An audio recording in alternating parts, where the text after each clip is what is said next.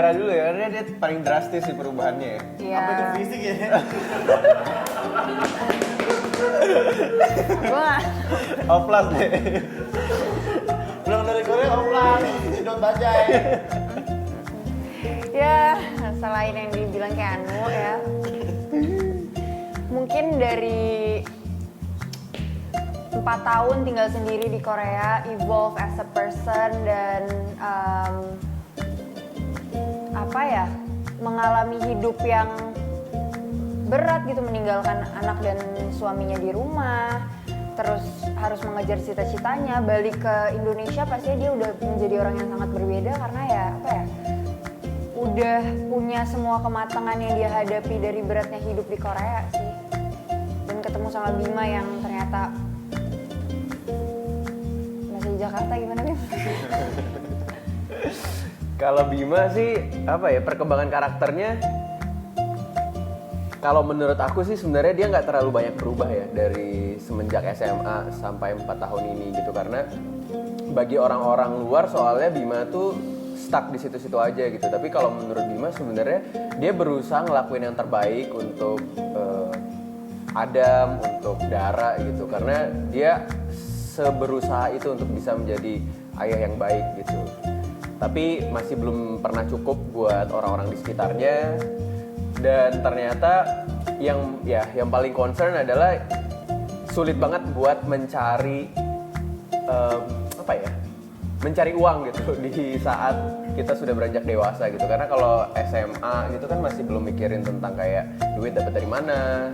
Terus sekarang udah punya anak, terus harus bener-bener mikirin bulanan itu harus terpenuhi semua. Terus masih belum bisa semandiri itu gitu, karena masih banyak dibantu juga sama bapak sama ibu gitu dalam mengasuh Adam juga gitu. Dan pas balik sama mertua juga, dan pas balik sama Dara, Bima tuh expect kayak masih berasa vibes kayak masih pacaran dulu gitu. Tapi ternyata ya hubungan pernikahan kan emang berbeda dari masa kita pacaran gitu. Dan di situ sih mulai berasa gitu konflik, gap antara karakter yang udah berkembang jauh sama karakter Bima yang berasanya jadinya di situ-situ aja gitu. Dan itu yang mempertanyakan ya hidupnya Bima gitu selama 4 tahun, apakah dia sudah mempelajari hal-hal yang baik untuk masa depan dia dan anak-anaknya atau belum. Bagus ya dia ya? Gak sulit sih. Enggak. Karena sebenarnya kalau sama Nura udah pernah ketemu juga, udah pernah kenal lah ya. Iya. Dari sebelum casting peran Dara gitu. Jadi pas dapat kabar dari Kak Gina ini salah satu kandidatnya Nura, oke. Oh, nice. Emang gitu? Iya lah. Karena udah kayak bisa jadi ngebayangin gitu kira-kira visualnya bakal kayak gimana di film gitu, kayak udah ada imajinasinya sendiri gitu. Terus pas ketemu casting berjalan dengan lancar, terus akhirnya kita mulai proses reading. Awalnya juga sebenarnya agak kayak deg-degan gitu ya. Iya. Kira-kira bakal kayak gimana gitu, apalagi ya pastinya Nura jadi bisa dibilang ya selain Keanu ya, selain Iki yang emang gak ada di film pertama ya, dia jadi satu-satunya yang baru gitu di film ini gitu. Sedangkan pemain-pemain yang lain kan kayak udah bisa dibilang udah punya chemistry gitu, udah ada.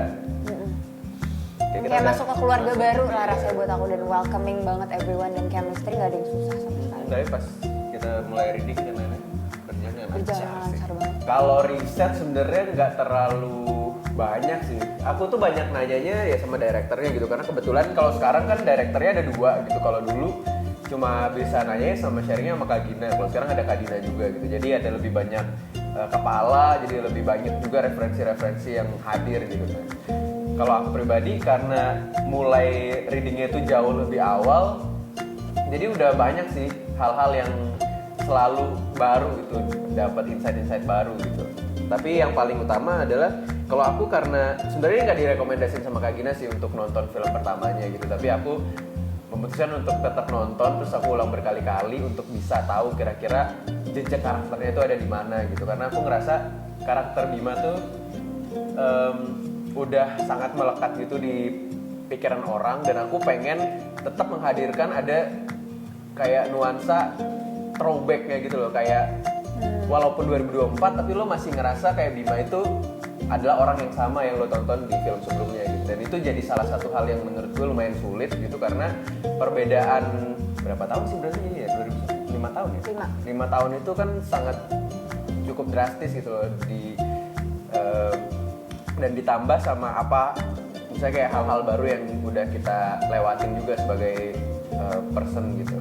Nah kalau untuk aku pribadi risetnya dari situ sih, dari skenario, dari Kak Gina dan Kak Dina, terus sama nonton film pertamanya gitu. Tapi menurut aku skenario yang ditulis sama Kak Gina udah sangat ini ya, mewakili setiap karakter yang ada gitu loh. Jadi kayak bener-bener lo baca sekali aja lo udah kayak bisa tahu karakternya itu kayak gimana dan perjalanan karakternya itu seperti apa tuh udah jelas banget.